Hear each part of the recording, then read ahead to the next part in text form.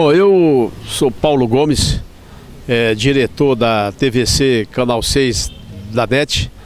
E estamos aqui em Maricá para a primeira mostra de cinema latino-americano acontecendo aqui na cidade de Maricá, numa iniciativa do CEP, o grupo de professores aqui, o sindicato, do Grupo Núcleo Cultural dos Irredentos e com parceria com a prefeitura da cidade.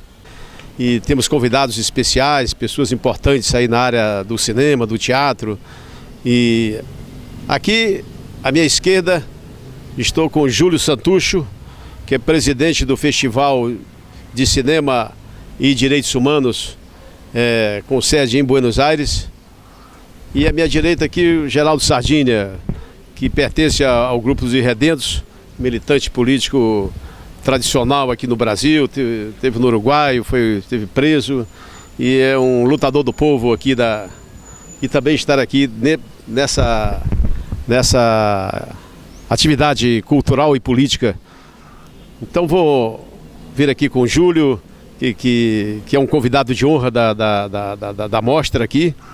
Como é que está, qual é a expectativa do início aqui desse nosso festival, Júlio?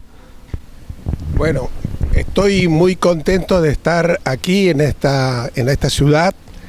Veo que hay mucha alegría en los organizadores, mucho entusiasmo, y eso es necesario porque el cine es un instrumento de comunicación de ideas muy importante. Y es oportuno que, sobre todo, organizadores que cuentan con un sindicato de educadores, podamos llevar este cine, que es un cine político, un cine que hace pensar, podamos llevar este cine a las escuelas, a los jóvenes, para que conozcan lo que ha sido la historia de lucha de América Latina. Felicito a los organizadores de esta muestra, porque realmente estamos viviendo tiempos difíciles en el mundo y en América Latina. Y entonces es necesario que las personas de izquierda, como decía la compañera, que queremos cambiar el mundo, que queremos evitar que el mundo se siga destruyendo, tenemos que organizarnos.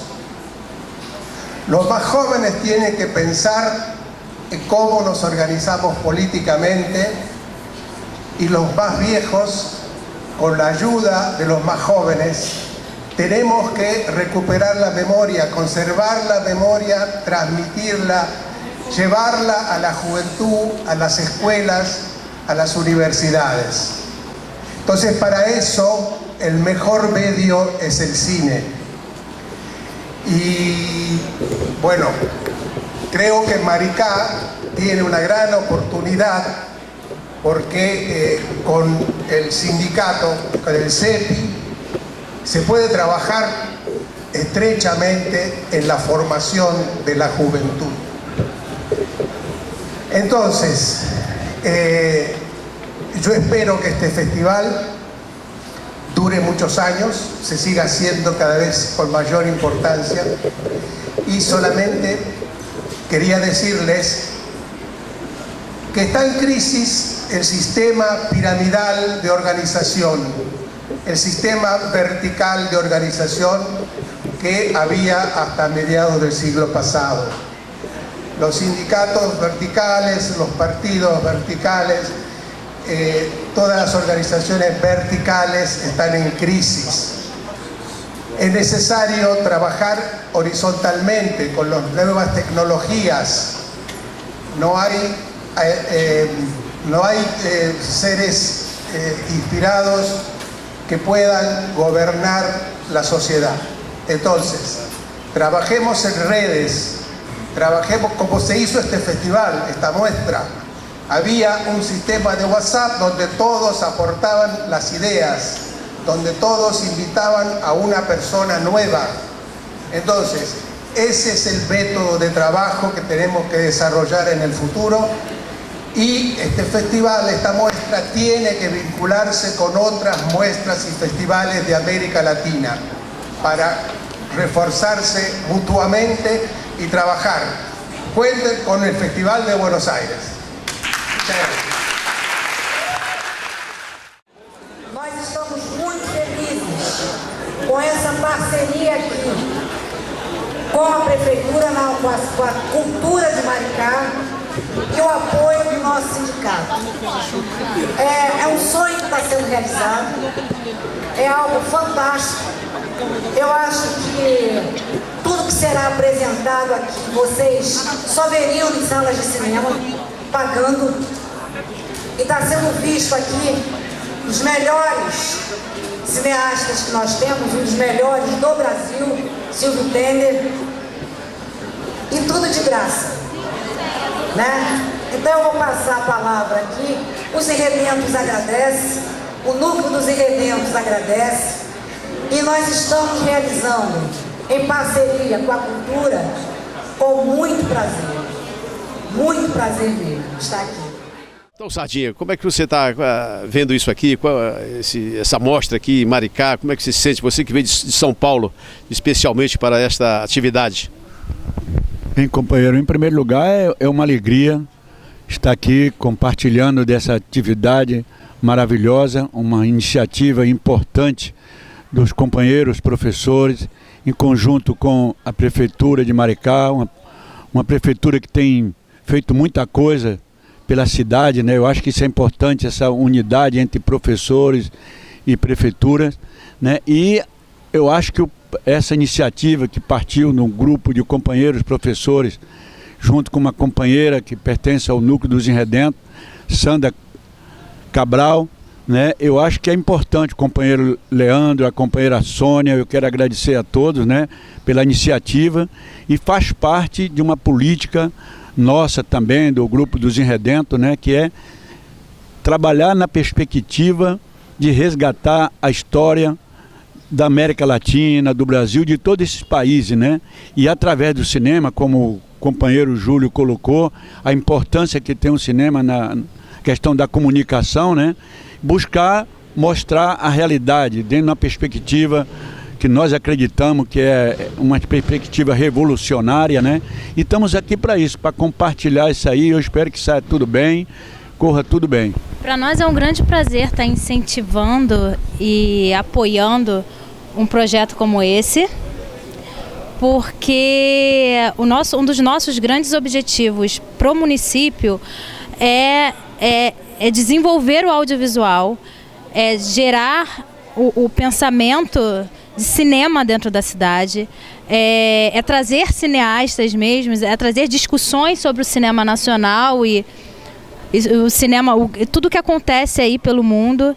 Então, assim, não é só apoiar uma mostra, mas pra gente é um ganho. Então, eu acho que isso se torna mais importante, sabe?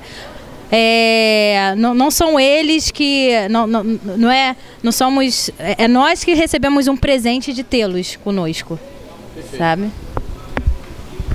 Bom, Mariana, muito obrigado, né? E agora gostaríamos que o Cleideman nos falasse alguma coisa aí sobre a expectativa desse evento aí cultural e político acontecendo na cidade de Maricá, a primeira mostra do cinema latino-americano.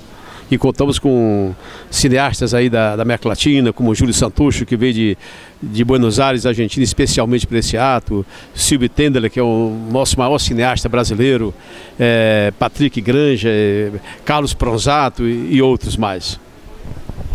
Eu acho que é um grande privilégio, né? Um privilégio para a cidade, um privilégio para todos aqueles que estão aqui presentes, né? E eu acho que, assim, para a questão política no momento atual, né, é fantástica essa discussão, né, porque ela traz diversos aspectos aí, diversos questionamentos aí que a gente está fazendo, reflexões que a gente está fazendo sobre a conjuntura política, a dimensão do capitalismo, a exploração, a luta de classes, enfim, a organização da classe trabalhadora na América Latina inteira, né, que está passando por esse processo, e ela cumpre um papel pedagógico também importantíssimo, né, na medida que você vai ter a oportunidade, por exemplo, aqui de ter vários alunos, vários estudantes aqui participando, inclusive, do evento também, né, e essa é uma contribuição, acho que fantástica, né, tanto no âmbito político mesmo, né, na dimensão da conjuntura atual, né, fazer várias reflexões aí sobre o momento que a gente está fazendo, o crescimento do fascismo, do conservadorismo, né, no Brasil inteiro, né, e no sentido pedagógico mesmo, né, de luta, de formação, acho que da classe trabalhadora, dos estudantes aqui na cidade de Maricá. Acho que um pouco nesse sentido. Dando sequência aqui a nossa conversa aqui com dos participantes e idealizadores dessa atividade aqui da primeira mostra de cinema latino-americano aqui em Maricá. Nós estamos aqui com a Carlos Pronzatto, um dos maiores cineastas da América Latina e do mundo, né? Tem feito muitos e muitos filmes sobre a resistência e das lutas do povo na América Latina e tal. Então eu gostaria de saber, Pronzatto, qual é a expectativa dessa atividade que você hoje veio especialmente para participar? Bom, a expectativa sempre é a mesma de todas as mostras, só que aqui tem um acréscimo, que é a primeira, é um primeiro ensaio, com certeza vai ser um sucesso, teve todo um esforço, especialmente dos professores, foi uma ideia trazida aqui pelos Irredentos, um grupo do qual o Paulo participa, com todo o apoio do CEP também daqui, da Prefeitura de Maricá, que é uma prefeitura que já bastante tem um trânsito bem conhecido em todo o país, você sabe que é uma prefeitura progressista, uma das poucas desse país, então eu acho que isso é importante acontecer aqui. Se fosse em outro espaço seria diferente, mas aqui é uma conjunção de esforços de uma prefeitura que vem trabalhando há anos por temas importantes para develar as injustiças sociais e colocar em evidência o progresso social, e os Irredentos também fazem isso. E com o meu cinema também eu tento contribuir com isso, e também os cineastas que têm vindo aqui para debater o cinema em Latinoamérica. Eu acho que eu queria fazer essa saudação. Eu também, minha língua mãe é o espanhol, como Santucho aqui agora, mas não sei se você me entende, eu tento falar português há 30 anos, mas mais ou menos me entende, né? Então, a Sandra, nossa querida Sandra, que eu acho que é uma espécie de incentivadora amor desse festival, junto com a prefeitura, junto com os Irredentos, ela é do grupo dos Irredentos, o CEP, Leandro, né? Argentino brasileiro, como eu sou argentino baiano, que só fala. Eu acho que um momento especialíssimo esse aqui. Santucho já descreveu em poucas palavras a importância desse primeiro festival latino-americano, que com certeza vai continuar por muitos anos, porque isso de alguma maneira vai depender de que essa prefeitura, essa gestão famosa em todo esse país, continue, né? Porque se essa prefeitura não continuar, não sei se vai ter mais festival, pelo menos nos moldes que esse festival está sendo concretizado nesse momento. Não, só queria dizer, amanhã convido a todos para assistir o filme. Eu estou chegando da Bolívia agora, participei a convite do governo boliviano da exibição desse filme. São 50 anos do assassinato do Ernesto Che Guevara, foi 9 de outubro. E foi um grande evento, um encontro internacional, 50 anos da presença do Che na Bolívia. E aí foi esse filme que vai ser exibido amanhã aqui, eu mesmo que vou exibido na Bolívia. Se chama Carabina M2, uma arma americana, o Che na Bolívia. O nome faz referência à arma com a qual foi morto o Che Guevara. E saudar também aqui, especialmente, além de todos os cineastas presentes, que também é nosso cineasta amor, não? Amor e mor, que é o Silvio Tendler, é nosso grande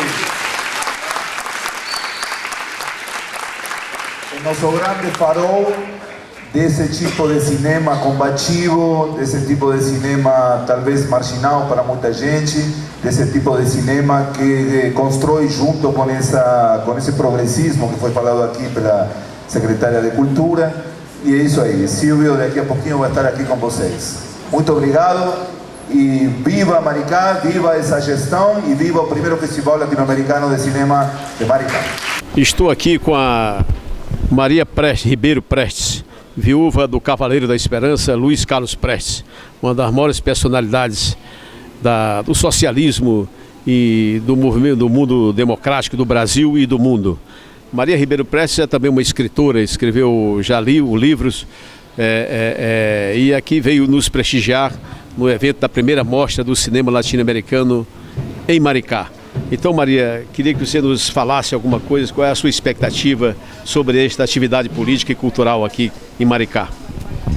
Primeiramente, eu quero agradecer o convite de comparecer a esse primeiro lançamento de filme aqui em Maricá e me compatibilizar com todos aqueles que manifestam apoio e colabora para que esses eventos sempre aconteçam. É importante prestigiar a cidade, o seu prefeito, os seus diretores, principalmente os cineastas, porque o cinema é uma arte e ele leva a cultura ao povo, ao jovem, e hoje são os filmes mais procurados ainda, são os estrangeiros, e nós precisamos divulgar a nossa cultura, o nosso cinema, e assim levando ao conhecimento do público e do jovem o que temos para oferecer. É importante participar, conversar, discutir, principalmente com um cineasta importante como o Silvio Tendler, né? E o Carlos Pronzato e Champucho, que aparecem hoje aqui para prestigiar esse evento. E assim nós ficamos solidários para que isso sempre aconteça e divulgue entre os municípios e leve essa cultura nossa ao jovem e ao povo da região do Rio de Janeiro.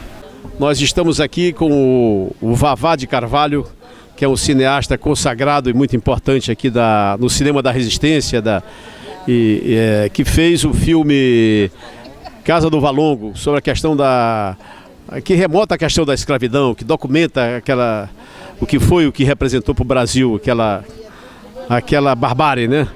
Então, Vavá, gostaríamos que você nos falasse sobre qual é a sua expectativa dessa nossa atividade aqui. Então, eu fiquei muito feliz, né, de estar participando da Mostra Latino-Americana aqui de Maricá.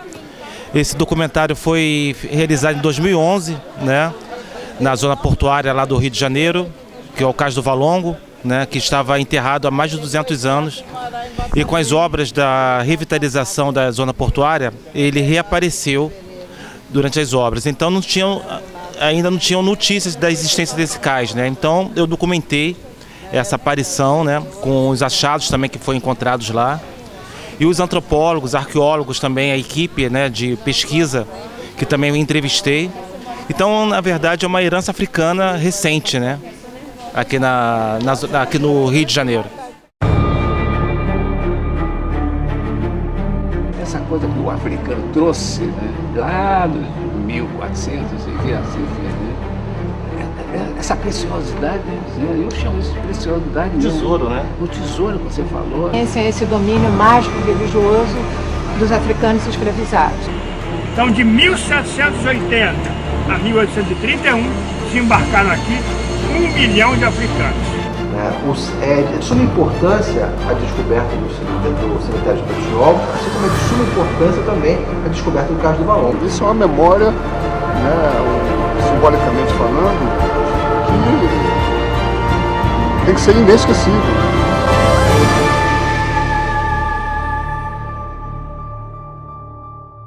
Estamos aqui com o Ogla Melo, que é um jornalista e produtor de documentários lá do Distrito Federal de Brasília, que veio especialmente para essa atividade aqui da primeira mostra do cinema latino-americano em Maricá.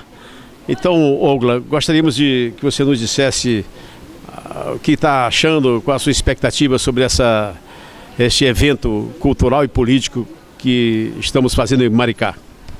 Paulo, primeiramente é um prazer estar participando desse evento, porque sendo a primeira mostra de cinema latino-americano, né, aqui de Maricá, acaba sendo a construção de mais um espaço onde a gente tem a oportunidade de estar apresentando esses trabalhos na área da produção de audiovisual. No meu caso, né, é mais uma oportunidade de trazer para o público, de apresentar para o público a história de Rafael Braga, né, um jovem negro, pobre e que foi preso, né, de uma forma absurda, injusta, durante as manifestações de junho de 2013. Então, poder contribuir, né, e levar essa história adiante para que mais e mais pessoas possam conhecer, possam participar de uma forma direta ou indireta dessa situação, para a gente é uma oportunidade incrível. Eu só tenho a agradecer, né, ao convite. Quando recebi o convite, vi que se interessaram pelo documentário e que eles estariam interessados em exibir aqui durante a mostra, eu fiquei muito feliz. Não hesitei em participar e estar aqui presente e poder não só acompanhar esse debate sobre a história de Rafael Braga, né, conjuntamente com o público, mas poder dividir um momento tão importante ao lado de figuras maravilhosas, né, como Santucho, que está aqui ao lado, e como o nosso querido Silvio Tendler, né, que também vai participar dessa mostra. Então, sim, é um espaço sensacional e espero que tenha o segundo, que terceiro, o quarto, o quinto, enfim, que tenha vida longa. Bom, maravilha a sua... Falar em Rafael Braga, ontem à noite eu estava com Júlio Santucho e Geraldo Sardinha lá no Largo do Machado. Tinham lá um evento, uma atividade sobre a libertação para Rafael Braga. Muito interessante. Eu estou aqui com... Peguei lá uma Libertem Rafael Braga. Inclusive tínhamos lá, comprei uma camisa e eu acho que essa temática é fundamental, né? Porque Rafael Braga foi absolutamente injustiçado. Foi aquilo uma condenação brutal e abominável. Portanto, nós agradecemos muitíssimo a sua presença e, sem dúvida, é uma honra a sua participação nessa atividade aqui do Primeira Mostra do Cinema em Maricá. Quando chegou aqui, como minha situação era, minha mãe também era catadora também, ele catava com a minha mãe, ele que me ajudava. E de repente veio essa prisão aí, que foi a primeira, né?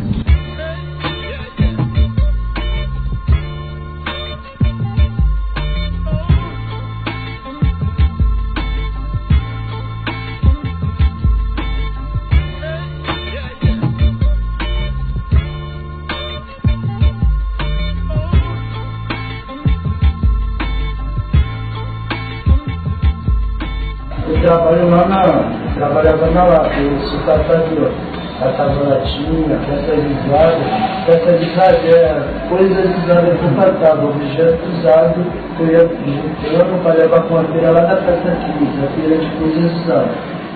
Estava em lugar de par, estava no catar, eu cataria, Largo do Machado, Botafogo, por aí.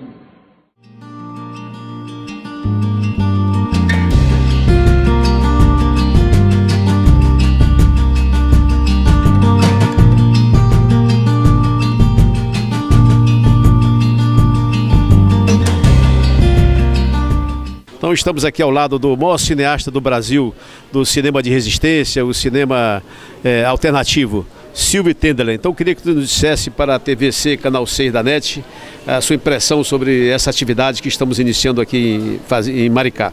Eu tenho muito prazer, muito orgulho de fazer parte desse grupo de pessoas tão bonitas, tão lutadoras, nessa cidade tão progressista que é Maricá. Claro. Que já passou para a história por tudo que ela vem fazendo nesses últimos anos. E estar aqui com vocês é uma honra muito grande poder apresentar o trabalho, discutir. E eu fiquei impressionado quando eu cheguei e vi o público que tinha, que vai participar e que vai debater. Então, para mim é um momento de muita felicidade. E Silvio, você foi premiado agora no primeiro Festival do Rio. Aliás, quem me falou do seu filme Dedo na Ferida foi o Rubem Corveto, lá do SENGE, do Sindicato dos Engenheiros, que fez uma propaganda. Foi um filme que foi vitorioso aqui recentemente. Esse filme eu acho que vai dar o que falar, porque ele bota o dedo na ferida, ele fala do capitalismo gerado pelo sistema financeiro, que é um capitalismo que não produz absolutamente nada, é absolutamente predatório, ele vive da troca e venda de papéis, e a indústria já não existe, o emprego já não existe, a qualidade de vida das pessoas é muito ruim. Então esse filme denuncia uma coisa que raramente as pessoas falam. Sim. Estou muito feliz de ter feito esse filme. O capitalismo de casino, de la apuesta, de la especulación, de hacer dinero fácil. Estamos en la crisis financiera, por eso tenemos que tener políticas de austeridad, no podemos tener derechos. Con eso se nos quiere hacer ver que, bueno, estamos en una situación de crisis y que ya lo recuperaremos. No, esto es falso, no lo vamos a recuperar, porque esto es un plan ideológico. Hay que luchar en el plano ideológico, por lo tanto.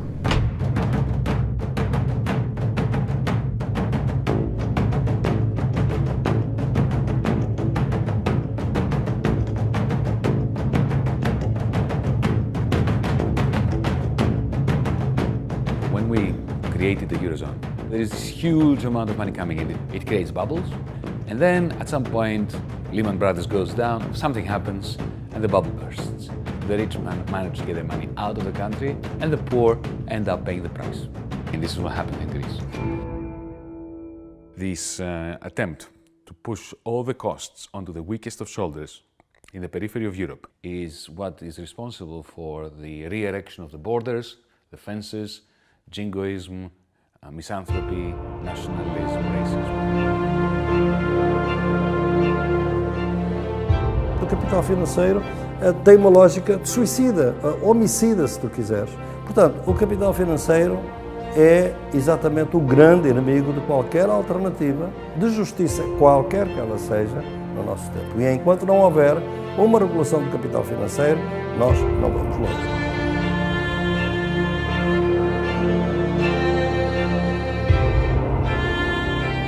Você não vai perguntar aos empresários se eles são contra ou não algo que fere a soberania nacional. Você tem que perguntar aos políticos eleitos pelo povo. Essas preocupações com o capital especulativo já vem de longe, né, das crises lá dos anos, final dos anos 80, anos 90, mas isso se acentuou muito nesse período recente. El funcionamiento del Banco Central Europeo es el siguiente: prestar dinero a los bancos a muy bajo interés y los bancos prestan dinero a los estados a muy alto interés. Ahí está la deuda pública. Hoje eu acordei às 5 da manhã, como geralmente eu sempre acordo. Essa é a minha rotina, de segunda a sexta. Não interessa muito essas coisas de crises. O banco, na verdade, eu vejo como uma armadilha, né? Eles ficam ali, você vai levando tudo direitinho, um simples deslize seu, os juros vêm arrebentando. Se compro feijão me falta arroz, se compro arroz me falta açúcar. Sou mais um dessa muvuca. Quando tudo tem me falta gás, ainda bem que os vizinhos ajudam. Que vida maluca, onde o pobre fica mais pobre, o rico mais rico, confusão o povo evita. Dinheiro pra gente é assim, e nem visita, tchau. Estamos aqui com a secretária de Cultura da cidade. Então gostaríamos de que vocês dissessem para nós algo sobre essa primeira mostra. Boa noite, eu sou Andréia Cunha. A gente, durante a semana, da semana retrasada, os professores vieram até nós, né, trazendo essa belíssima iniciativa dos Irredentos, que eu sei que vocês fizeram toda essa organização, idealizaram toda uma programação maravilhosa latino-americana, a qual veio numa hora maravilhosa, porque nós estamos, de fato, construindo uma política pública de audiovisual para a cidade de Maricá. Já temos o nosso cinema itinerante, levando as comunidades que têm uma vulnerabilidade social, a garotada está feliz, estamos com curso de cinema aqui também, e temos para 2018 projetos para editais, fomentos do audiovisual na cidade de Maricá, e desenvolvendo os festivais dentro do calendário da cidade. E o objetivo é justamente trabalhar com as parcerias, sim, com o apoio da iniciativa da sociedade civil, né, estimulando, dando voz a esses atores, para que possamos juntar forças para podermos fazer um belíssimo trabalho em conjunto com todos vocês e com os nossos cineastas. Pô, uma maravilha, Andréia, né? E eu quero dizer para você que essa prefeitura aqui é uma das raras prefeituras do Brasil que toma essa iniciativa de fazer essa parceria, esses filmes com esse conteúdo, essa característica latino-americana de resistência e de luta. A prefeitura está de parabéns e nós nos sentimos honrados nessa parceria. Muito obrigado pela sua fala aqui para os nossos telespectadores da TVC Canal 6 da NET, do Rio de Janeiro. Muito obrigado.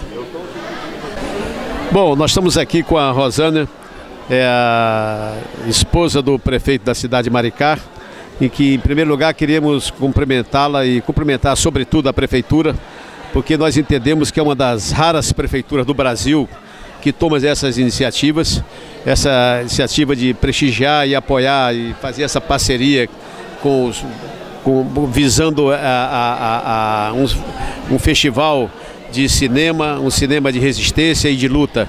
Então, esse primeira mostra do cinema latino-americano em Maricá, em que eu acredito que é um evento importante do ponto de vista cultural, gostaríamos, nós da TVC Canal 6 da NET do Rio de Janeiro, que você nos dissesse algo sobre essa atividade acontecendo hoje aqui na cidade de Maricá, uma cidade importante da região dos Lagos e com uma prefeitura que nós admiramos e sabemos desses projetos de cunho popular aqui acontecendo. Aqui é isso, né, gente? A gente valoriza muito a nossa cultura, a gente valoriza muito o nosso povo. Enfim, a felicidade é muito grande no coração.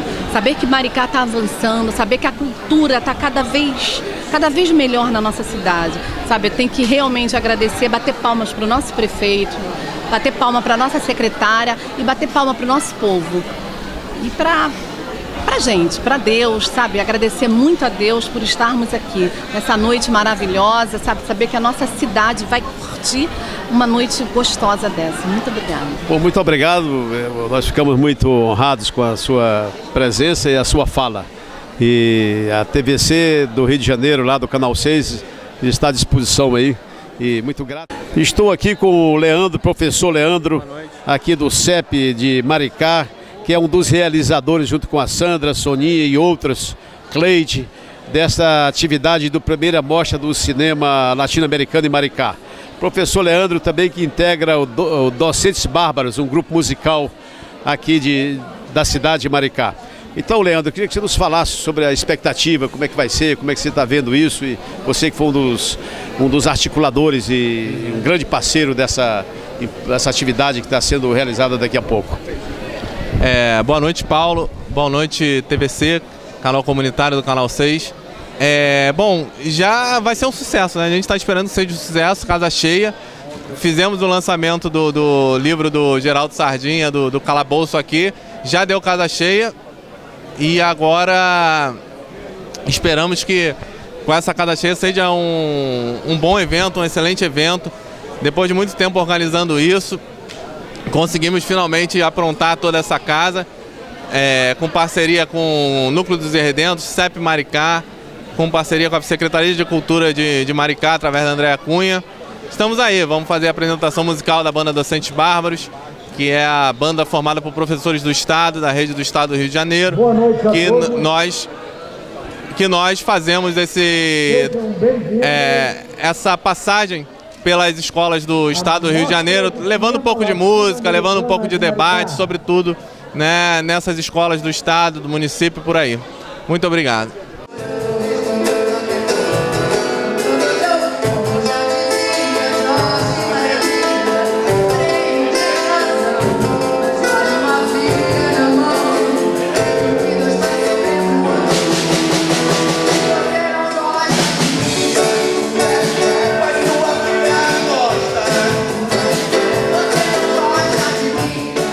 O neoliberalismo real é muito diferente do neoliberalismo utópico. E o Estado neoliberal não é um Estado mínimo, é um Estado ativista, é um Estado militante, só que as formas, os padrões de articulação entre Estado, capital e sociedade é que se alteraram. Isso não pode ser lido meramente como um processo de redução do lugar e do papel do Estado, tem que ser entendido como uma redefinição do lugar e do papel do Estado no processo de acumulação do capital e de dominação capitalista.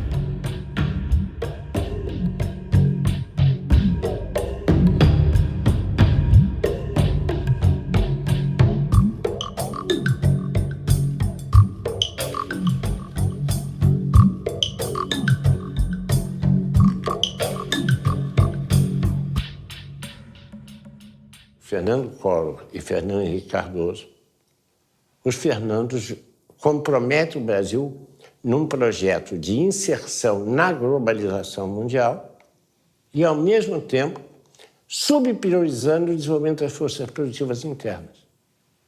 E, para isso, então, você faz o quê? Desmantela a proteção aduaneira, desmantela as instituições públicas ligadas ao processo de desenvolvimento das forças produtivas. É uma coisa impressionante. É absolutamente impressionante o que aconteceu.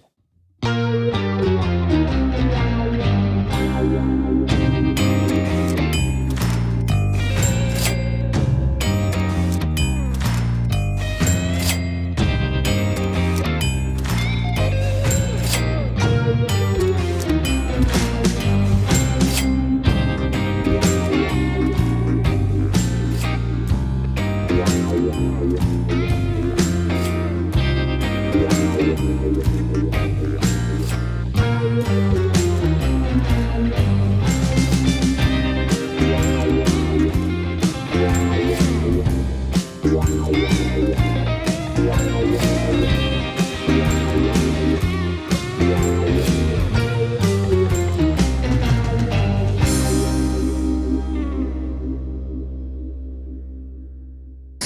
que eu queria chamar a atenção dele é que esse filme está falando do processo de privatizações que aconteceu no Brasil nos anos 90, né, durante o primeiro governo neoliberal de Fernando Henrique, quando ele privatizou uma série de bens importantes que eram públicos e ele entregou a preço de banana para o mercado privado.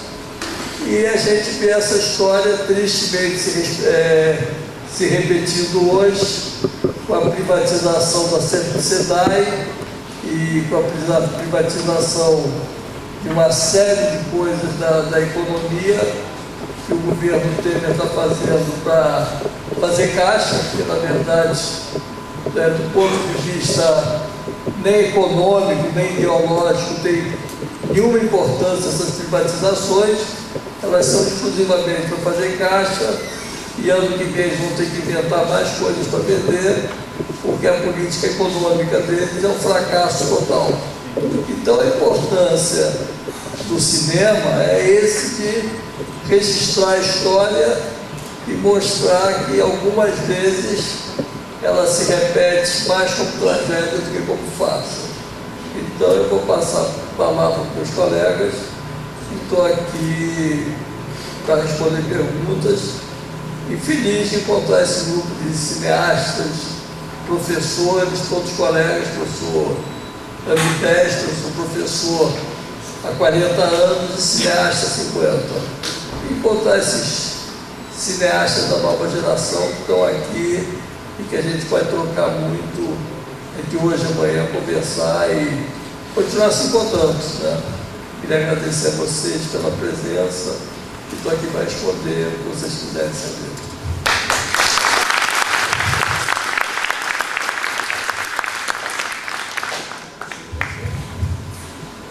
Bom, eu acho que o filme que nós acabamos de assistir, uma belíssima película, né? E já diz tudo praticamente, aborda toda a questão da privatização, quer dizer, os males que representou e continua representando.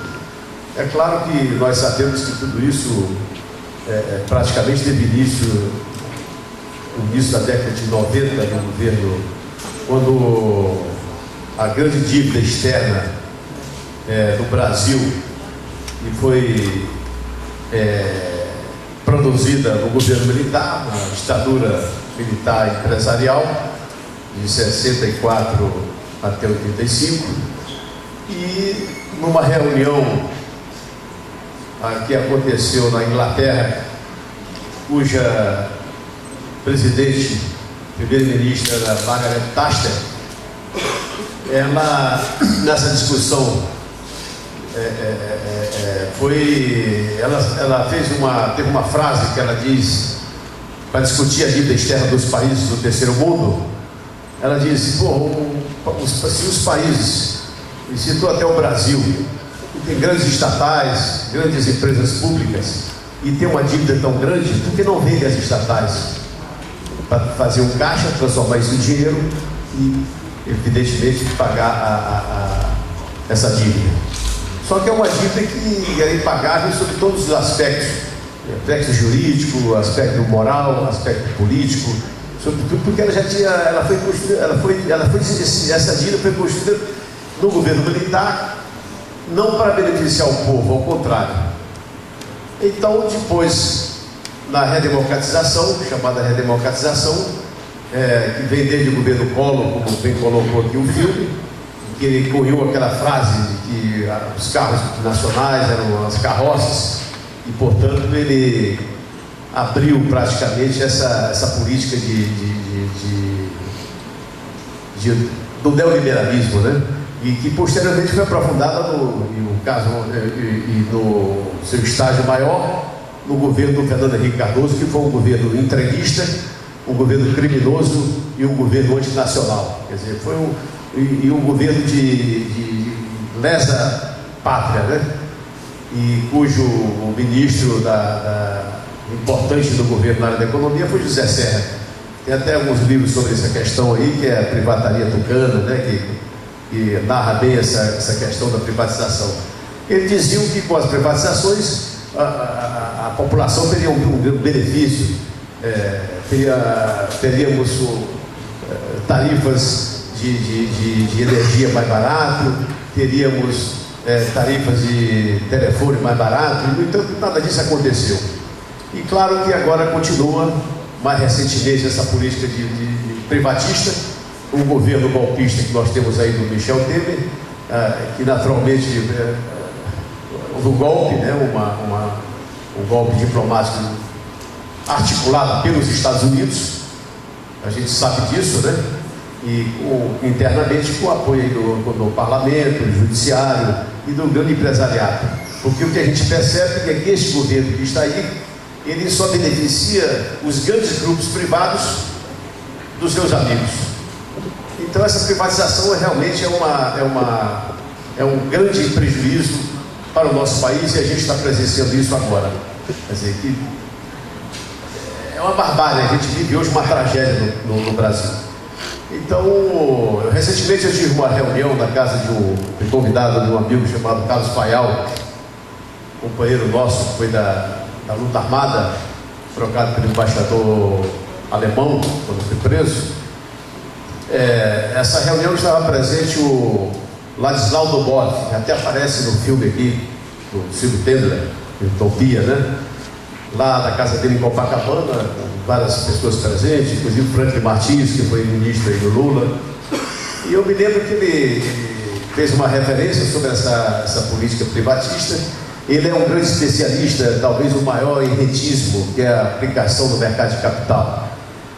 E em função dessas privatizações, hoje no Brasil, nós temos 61 milhões de brasileiros que são devedores já fichados no Serasa, nos SPC, nos 27 estados da Federação nossa.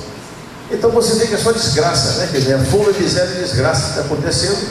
Para isso eles estão usando uma política aí violenta, sufocando a população, matando povos indígenas, assassinando de uma forma brutal, covarde, pobres e negros das comunidades periféricas das grandes cidades do Brasil, aumentando o tráfico, aumentando todo tipo de desgraça nesse país. Então o filme, eu acho que relata muito bem, ele narra bem essa questão. É um filme, a meu ver, pedagógico, didático, e um aprendizado. É um filme que eu acho que nós temos que divulgar e passar a exibir isso aí no Brasil inteiro, no Rio Grande do Sul, no Maranhão, em escolas, em academias, na militância, nos movimentos sociais. Então, em resumo, eu queria dizer para vocês que essa política de privatização está prejudicando enormemente o país e o povo. E nós devemos estar atentos a isso para defender a nossa soberania. Nós temos um país com riquezas estratégicas importantes. Eu acho que se o Brasil deixasse de fornecer alimentos para todos os países do mundo, como a China, Estados Unidos, a gente fechasse, eles iam morrer e ter dificuldade de se alimentar. No entanto, se essas riquezas nossas, tudo isso fosse produzido aqui, teria dinheiro no meu bolso, no de vocês e no país inteiro. Acontece que esse dinheiro produzido aqui vai todo para o exterior, principalmente que o capital ele não tem uma pátria, ele é a pátria, mas ele tem uma sede, e a sede, a meu ver, é os Estados Unidos. É por isso que acho que a grande luta hoje nossa aqui é a defesa da nação, e só haverá nação se houver uma política de libertação do povo trabalhador. E o grande inimigo nosso aqui no Brasil é o capital imperialista, monopolista liderado pelos Estados Unidos. E nós estamos firmes nessa luta, seguimos esse caminho contra o imperialismo e pelo socialismo. Eu acho que o socialismo é que vai emancipar e resolver essas questões que hoje a gente tem dessas privatizações.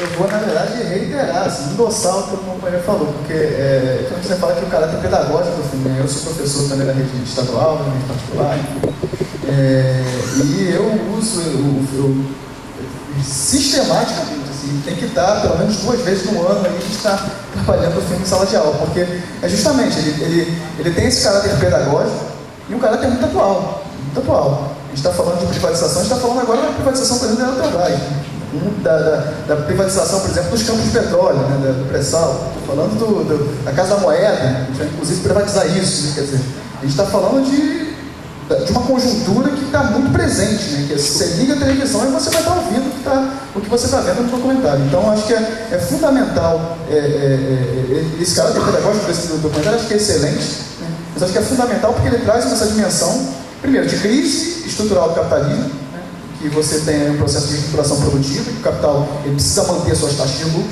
né? E nos países aí subdesenvolvidos, enfim, né, no quintal do mundo, vamos dizer assim, né, que o Brasil agora se coloca dessa forma, né, de forma extremamente pau-terra, né, você tem o processo de privatização avançando e com ele o processo de desigualdade social se ampliando, né, de violência no campo, né, como o companheiro falou, né, com o assassinato de quilombolas, de indígenas, né, você tem aí também nos espaços urbanos essa desigualdade se refletindo em ampliação da violência, né, violência urbana, a questão da habitação também muito grave, enfim. A gente tem uma série de problemas aí que mostra pra gente que cada vez mais é evidente que o neoliberalismo não combina com democracia. Até porque para você impor um projeto desse, um projeto extremamente desigual, né, você retira direitos. E retirar direitos não tem nada a ver com cidadania, justamente o oposto disso. Né? Então, essa retirada de direitos ela só pode ser feita de forma antidemocrática, de forma autoritária, com golpe de Estado, inclusive. Em Honduras, no Paraguai, no Brasil. Quer dizer, você está passando por um processo que pega a América Latina inteira. Né? E o arroxo dos sistemas, aí, dos governos, vamos dizer assim, né, com relação aos movimentos sociais, aí fica mais claro ainda. Você tem, por exemplo, na Argentina agora, o primeiro desaparecido político, né, no governo democrático, né, vamos dizer assim, no governo Macri, né, o Santiago Maldonado, exatamente. Né. E você tem tantos outros. No México, por exemplo, em 2013, 2014, foram 43, se não me engano, estudantes assassinados. Né, 6 professores mortos numa manifestação. Quer dizer, isso e um processo de privatização que está atrelado com terceirização, está atrelado com reforma trabalhista, está atrelado com reforma da Previdência, está atrelado com todo um pacote, né, que visa, na verdade, ampliar o processo de acumulação do capital. Então, nesse sentido, eu acho que a gente tem esse quadro que é tenebroso, né, tenebroso, mas, por outro lado, também a gente tem aí a resistência, né, a resistência enérgica dos estudantes, né? Por exemplo, as greves de 2016 com as ocupações foram uma coisa fantástica, né? Que dá para a gente uma dimensão assim, de luta que é autonomista, que é extremamente nova, que é um sopro de esperança nesse marasmo político que vem se colocando, na verdade, no Brasil ao longo de décadas, né? Quer dizer, de 2013 para cá a gente está vivendo um processo novo, a gente está aprendendo muito, inclusive, com isso, né? É um processo novo, inclusive, para essas estruturas mais, como é que eu posso dizer, mais clássicas, né, vamos dizer assim, né, mais... aquelas estruturas mais evidentes assim, de organização social, como sindicatos, por exemplo. Tem sido aprendendo muito com os estudantes. Né? Então, eu acho que esse movimento é um movimento importante, é um movimento que traz esperança, né? Ele traz esperança e eu acho que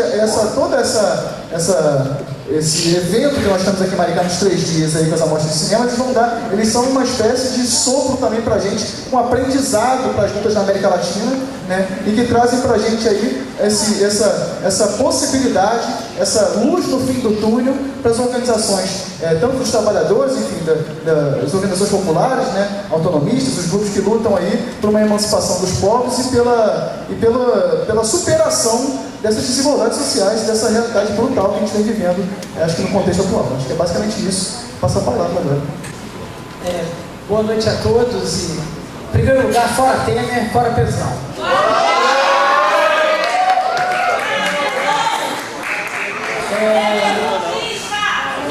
Pessoal, dizer que todo mundo já falou o que tinha que falar, né? Eu não vou ficar aqui tomando tempo mais. Eu só queria... Tem uma coisa que me marcou muito no documentário do Silvio, que é a palavra do Stédio. O Stédio, ele bota, para mim, a mão na ferida da esquerda hoje. Nós que acreditamos numa transformação da sociedade capitalista, o Stédio se coloca um desafio. É o desafio da gente conseguir de novo repensar a ação política da esquerda, de pensar um projeto de transformação mundial e nacional. A esquerda vive uma crise muito grande, de ter capacidade de dialogar. Eu acho que só o movimento social nos une. O movimento institucional tem uma dificuldade maior dessa unidade. Então é necessário, de fato, investimento nos movimentos, de novo, de bairros, sindicatos, quer dizer, movimentos que possam, de novo, organizar as pessoas e fazê-las acreditar num projeto alternativo. Sem isso, eu acho que não vai ter unidade. A esquerda ainda, algum grupo da esquerda, não é um grupo pequeno, ainda não percebeu a gravidade da situação que a gente vive hoje. É gravíssimo o quadro que a gente vive, e ela não tem clareza disso, e ainda se discute muito mais eleição do que bandeiras unificadas de luta, e é preciso superar isso e enfrentar isso, tanto nos partidos de esquerda quanto nos movimentos sociais. É preciso que a gente compreenda que a luta agora é de ombro a ombro, de cada pessoa que acredita numa mudança e no enfrentamento de resistência no quadro que vivemos. O grande desafio hoje é esse para mim. Ou a gente coloca isso como um ponto central, que a gente discuta inclusive as nossas divergências, mas que entendamos que a gente tem um inimigo comum. É claro que a história não se repete, eu sou historiador, a não ser como tragédia ou farsa, dizia o velho Marx, mas sem dúvida nenhuma, aquelas frentes, e aqui está a Dona Maria aqui, foi casada com um grande companheiro Prestes, as frentes antifascistas que na década de 30 nos uniram na nossa divergência, elas têm que voltar a acontecer de baixo para cima, não de cima para baixo.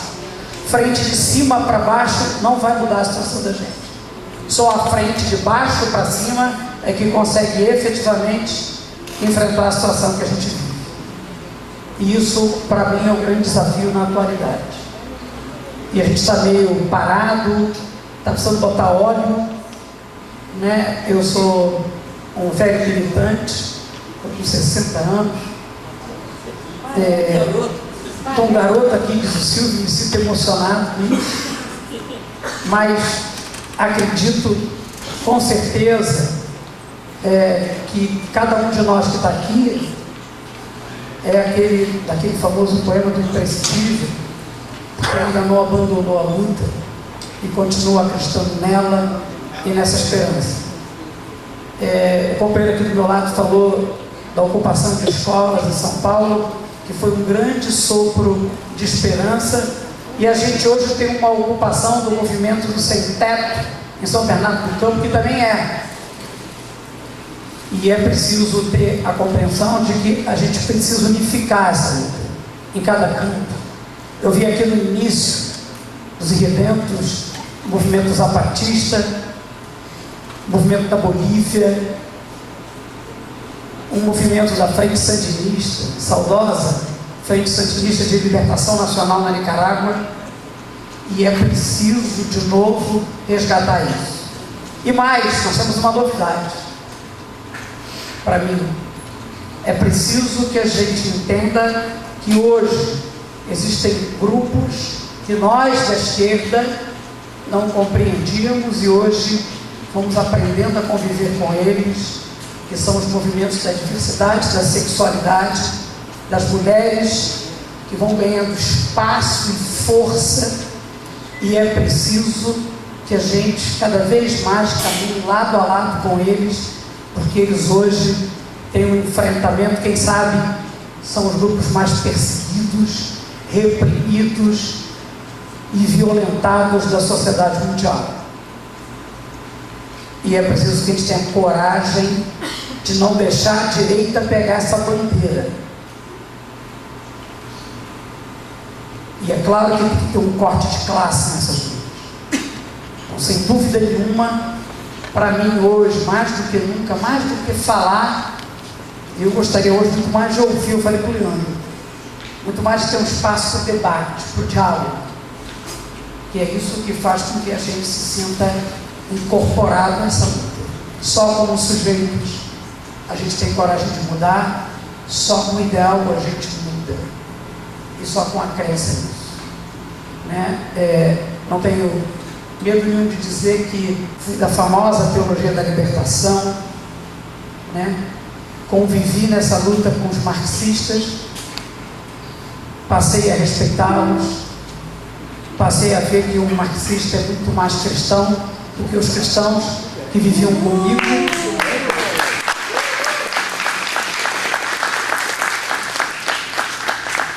E acredito sem sombra de dúvida que aquilo que eu convivi e aprendi nessa luta, eu gostaria de renascer de novo nisso. Eu não tenho dúvida que toda madrugada é grávida de um novo amanhecer.